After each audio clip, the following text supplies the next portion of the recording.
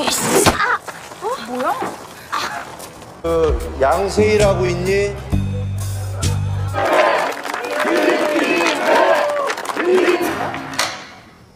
너 코에서 연기나 임마. Halo guys, kembali lagi di channel Topeng Hitam Official guys ya. Bagaimana kabar kalian hari ini? Semoga kalian selalu sehat dan banyak rezeki ya guys. Di video kali ini kita akan menceritakan film yang berjudul The Villager yang dirilis pada tahun 2018. Oke, tanpa basa-basi lagi kita langsung saja ke alur ceritanya guys ya. Film diawali dengan memperlihatkan seorang pria yang telah dipecat dari pekerjaannya.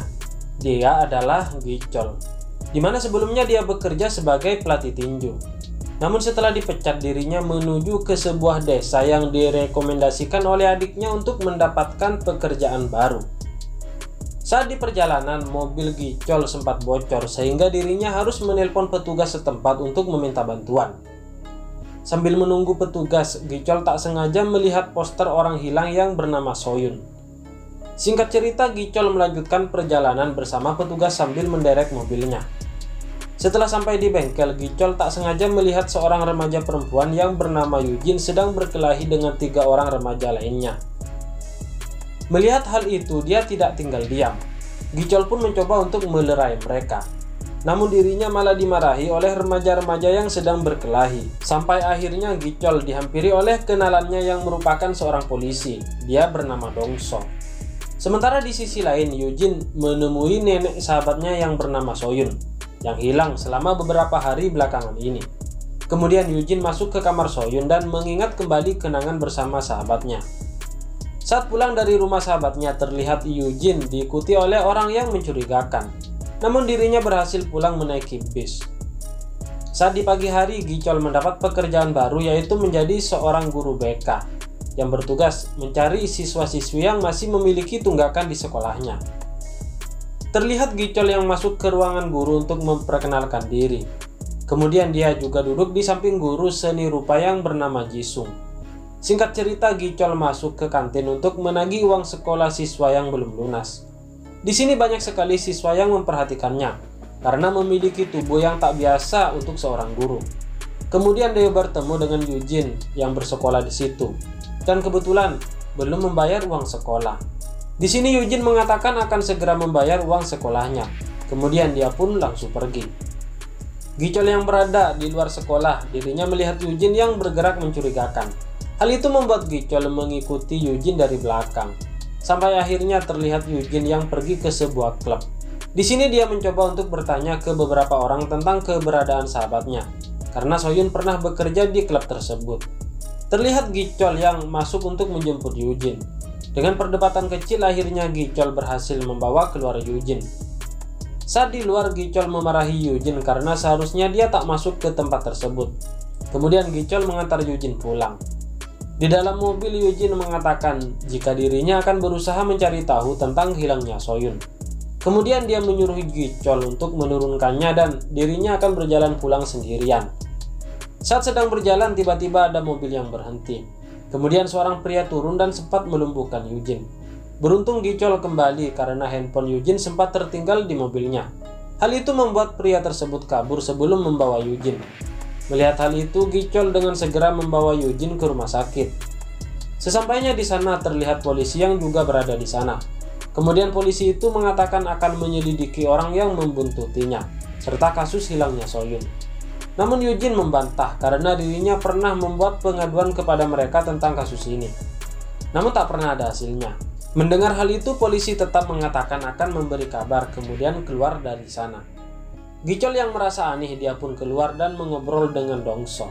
Di sini Dongso memberitahu jika selama masa pemilu di desa tersebut semua orang akan bungkam. Namun Gicol tetap menegaskan untuk menyelidiki kasus ini karena kasus tersebut bukanlah penculikan biasa. Singkat cerita, terlihat Gicol yang datang menemui nenek Soyun. Di sini dia mengatakan jika polisi akan berusaha menyelidiki hilangnya Soyun. Di keesokan harinya, Gicol kembali bertemu dengan Dongso dan memberikan surat persetujuan laporan kasus tersebut. Setelah dirinya mendapat persetujuan dari nenek Soyun selaku keluarga korban. Kemudian Gicol kembali ke sekolah untuk bertanya kepada seorang guru tentang hilangnya Soyun. Namun guru tersebut berpendapat jika Soyun kabur dari rumah dan bukan menghilang. Seperti kata Yujin, jika semua orang selalu menganggap Soyun kabur dari rumah dan tak memperdulikan kasus hilangnya Soyun. Di sisi lain, Yujin terlihat sedang bersedih. Kemudian dia dihampiri oleh Jisung yang menemaninya mengobrol. Di kantor polisi, terlihat Dongso yang dimarahi oleh atasannya karena dirinya menerima laporan hilangnya Soyun. Di sekolah, Gicol tak sengaja melihat asap rokok dari jendela kamar mandi siswi perempuan. Saat memeriksa, ternyata dia mendapati beberapa siswa perempuan yang baru saja merokok secara diam-diam. Akan tetapi mereka tak mengaku dan kabur dari sana. Di sini Gicol terlihat sedang mencari bukti. Namun dirinya dikagetkan setelah melihat sebuah kamera tersembunyi dalam toilet tersebut. Dengan cepat Gicol pun menunjukkan temuan itu ke wakil kepala sekolah. Namun dirinya malah dimarahi oleh wakil kepala sekolah karena Gicol sempat melaporkan kasus hilangnya Soyun ke polisi. Setelah mendapat kemarahan dari wakil kepala sekolah, Gicol langsung memeriksa temuan kamera yang dia dapatkan. Tak disangka di saat diperiksa ternyata kamera tersebut dipasang oleh Jisung. Melihat ada kesempatan, Gicol juga memeriksa laptop milik Jisung secara diam-diam. Namun dirinya semakin terkejut setelah melihat pesan terakhir Jisung dengan Soyun. Kemudian dia pun langsung menelpon Yujin untuk tak pergi bersama Jisung. Namun sayangnya Yujin sudah satu mobil dengan Jisung. Setelah mendengar kebenaran Jisung dari Gicol, Yujin pun mulai curiga dan bertanya kepada Jisung tentang hilangnya Soyun. Dan Yujin juga sempat mengirim pesan ke Gicol jika dirinya menuju rumah Jisung. Jisung yang mendengar ocehan Yujin, dia pun langsung memukul Yujin hingga tak sadarkan diri. Setelah sampai di rumah Jisung, terlihat Yujin yang sudah dalam keadaan terikat. Di sisi lain, Gicol berhasil mendatangi rumah Jisung. Dia pun masuk mencari keberadaan Yujin. Sampai akhirnya Gicol berhasil masuk dan menghajar Jisung. Di sini Jisung memohon agar tak melaporkannya ke polisi. Kemudian Jisung menceritakan malam sebelum Soyun menghilang. Jika saat malam itu Soyun menelpon dirinya untuk mengantar Soyun ke suatu tempat. Setelah mengantar, dirinya langsung pergi. Namun dia kembali karena merasa khawatir. Namun Jisung hanya menemukan handphonenya. Setelah menceritakan semuanya, Gicol tetap membawa Jisung ke kantor polisi dan memberikan bukti berupa handphone Soyun yang dia dapatkan dari Jisung. Di sini Gicol juga menyuruh Dongso untuk menyelidiki kasus Soyun lebih dalam. Di keesokan hari, di ruang guru semua geger setelah mengetahui kasus Jisung saat ditangkap oleh polisi. Sepulang dari sekolah, Gicol menemui Dongso setelah diberitahu jika mereka menemukan mayat di sebuah jembatan. Dan sudah dipastikan jika itu merupakan mayat Soyun. Tak lama kemudian Yujin juga datang ke tempat tersebut. Mengetahui hal itu membuat Yujin sangat bersedih. Kemudian Gicol membawa Yujin pergi ke rumah sakit, tempat nenek Soyun dirawat. Di kantor polisi, Dongso secara diam-diam mengambil bukti handphone milik Soyun. Karena dirinya tahu sampai kapanpun para atasannya tak akan menyelidiki kasus tersebut. Setelah memeriksa buktinya, Dongso langsung menelpon Gicol dan mengatakan jika sebelum Soyun menghilang, dia sempat berkomunikasi dengan perempuan bernama Madam di sebuah klub yang dulu Soyun pernah bekerja. Setelah mendapat informasi, Gicol segera menemui Madam di sebuah klub. Di sini Gicol berusaha untuk membujuk Madam, sampai akhirnya dia menceritakan semuanya. Jika saat malam itu Soyun yang membutuhkan uang dengan terpaksa menjadi wanita penghibur di klub tersebut. Dan saat itu tamunya adalah sang kepala sekolah yang bernama Kitai.